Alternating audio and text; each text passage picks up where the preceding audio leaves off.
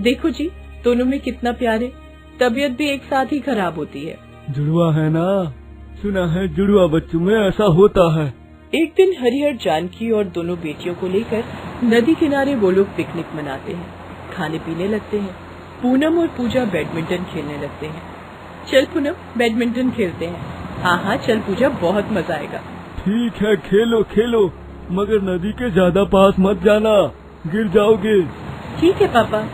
वो दोनों बैडमिंटन खेलना शुरू करते हैं। कुछ देर तक तो सब कुछ ठीक ही रहता है, मगर एक बार पूनम जोर से मारती है और पूजा नदी के बहुत पास चली जाती है और उसका पैर फिसल जाता है और वो नदी में गिर जाती है।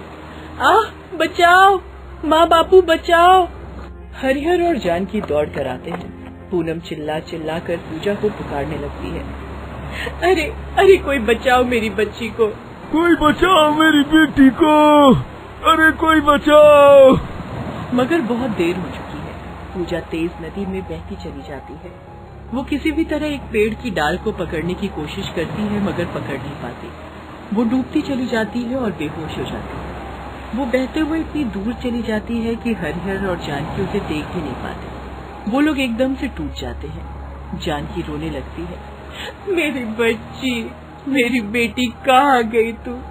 लौट आ पूजा, लौट आ।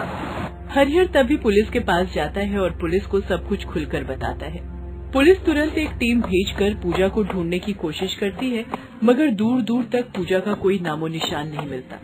सॉरी हरिहर जी, आपकी बेटी नहीं मिल पाई। अब हरिहर भी रो पड़ता है। जानकी में अभी बात करने की भी ताकत नहीं है।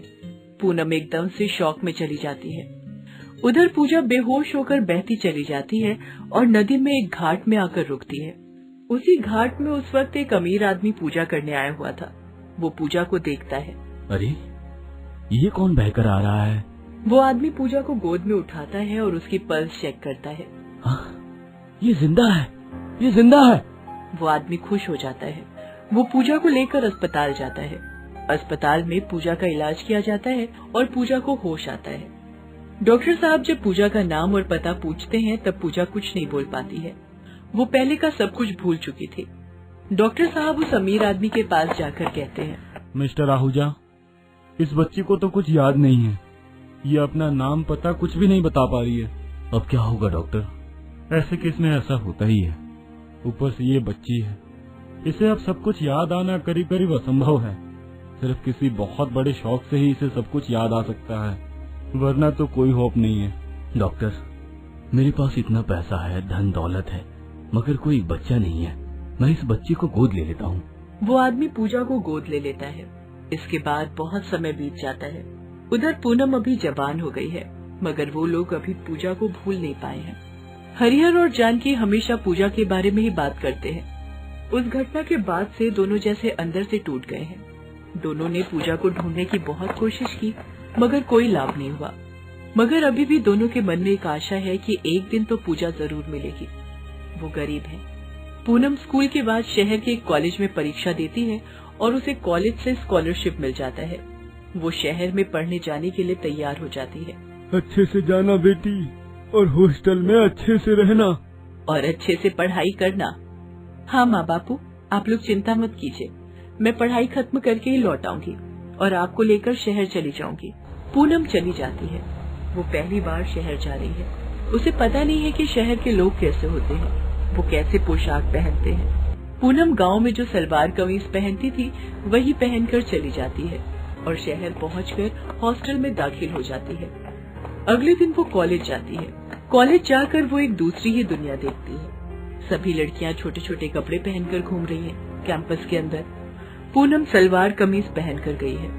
अरे ये क्या, यहाँ तो सारी लड़कियां छोटे छोटे कपड़े पहनकर घूम रही हैं। किसी को शर्म नहीं आती क्या? तभी वहाँ श्वेता नाम की एक लड़की आती है। उसके साथ और भी 2-3 लड़कियां हैं। श्वेता दिखने में बहुत ही मॉडर्न है। वो कहती है, अरे ये देखो कहाँ से आ गई है गांव की गंवार। कोई ड्रेसिंग सेंस भी नहीं है, सलवार पहनकर कॉलेज आई है। कहाँ कहाँ से आ जाते हैं ये लोग। ये सुनकर पूनम गुस्सा हो जाती है। मुझसे तमीज से बात करो, समझी ना? क्यों, तू कहीं की महारानी है क्या? मेरी मर्जी है, मैं किसी से भी कैसे भी बात कर सकती हूँ। क्यों, ये कॉलेज तुम्हारे बाप का है क्या? और नहीं तो क्या। हाँ हाँ, ये तो श्वेता के बाप का ही कॉलेज है। सुन लड़की, ये मेरा ही कॉलेज है, ये समझ ले। यहाँ मैं जो बोलूंगी वही होगा, और अगर मेरी बात नहीं मानी ना तो इस कॉलेज से निकाल दूंगी। पूनम को डर लगता है। बहुत मेहनत के बाद उसे इस कॉलेज में दाखिला मिला है। यहाँ से जाने का कोई ऑप्शन नहीं है उसके पास। ऐ गवार लड़की, पहले ही दिन तूने मुझसे पंगा ले लिया, इसकी सजा तो तुझे मिलेगी ही। चल कॉलेज का बाथरूम साफ कर, चल। श्वेता पूनम को पकड़कर कॉलेज के बाथरूम में ले जाती है। पूनम चुपचाप बाथरूम साफ करके देती है। अरे वाह, एकदम चकाचक कर दिया। वो तो करेगी, झाड़ू देने वाली तो लगती है। ये बड़ी अच्छी बात करी है तूने।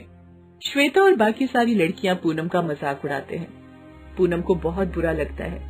वो हॉस्टल लौट कर रोने लगती है। हे भगवान, ये सब क्यों हो रहा है मेरे साथ? क्या गांव की लड़कियों को पढ़ने लिखने का कोई अधिकार नहीं है? नहीं नहीं, हार मान लेने से नहीं चलेगा, मुझे लड़ाई करते रहना होगा।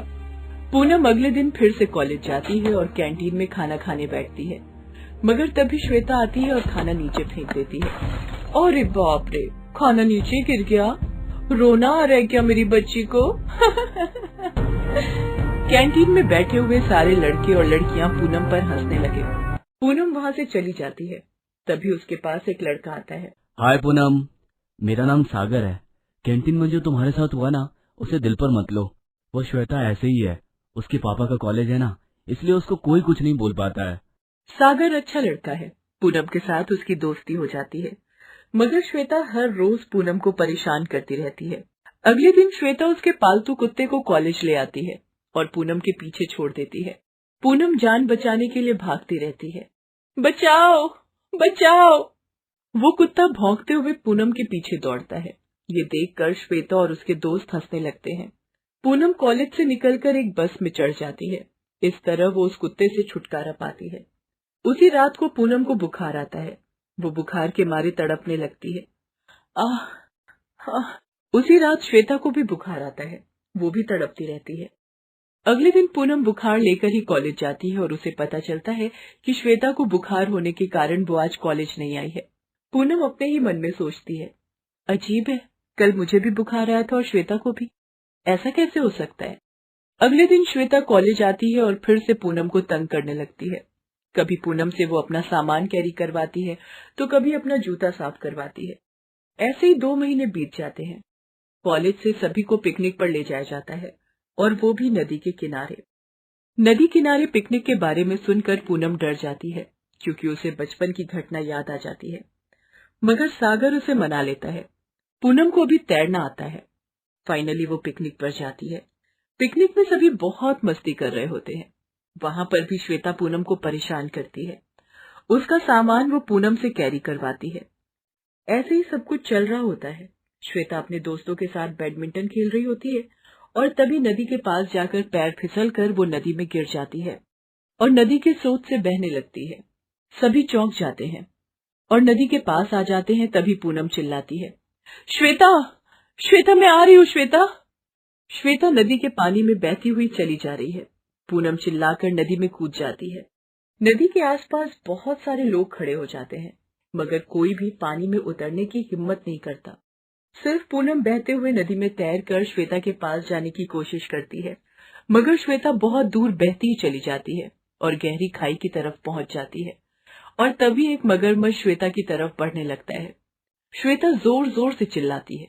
आसपास के सभी लोगों को यही लगता है कि आज श्वेता का आखिरी दिन है, मगर तभी पूनम को एक पेड़ की टूटी हुई लकड़ी मिलती है और वो उसे पकड़कर जोर से तैरने लगती है। लकड़ी का टुकड़ा हल्का है, इसलिए वो जल्दी से श्वेता के पास पहुंच जाती है।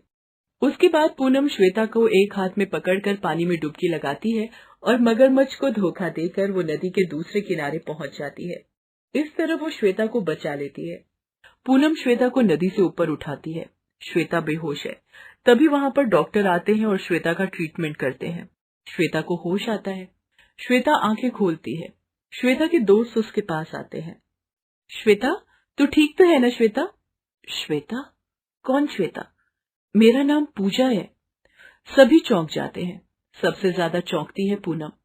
मैं अपने माँ बापू और बहन के साथ नदी किनारे पिकनिक मनाने आई थी, मगर बैडमिंटन खेलते हुए नदी में गिर गई। मुझे अपनी बहन, अपने माँ बापू के पास जाना है। अरे, ये क्या कह रही है श्वेता? अगर ये सच है तो उसके दाहिने हाथ में मेरी तरह एक बर्थ मार्क होना चाहिए। देखो तो। पूनम श्वेता का दाहिना हाथ अपने हाथ में लेकर देखती है और उसे वो बर्थ मार्क दिखाई देता है। पूनम रो पड़ती है और कहती है, पूजा, तू पूजा है, मेरी बहन। मैं पूनम हूँ बहन, पूनम। पूजा पूनम को गले लगा लेती है। तभी वहां वो अमीर आदमी आता है, मगर श्वेता यानी कि पूजा उसे पहचान नहीं पाती।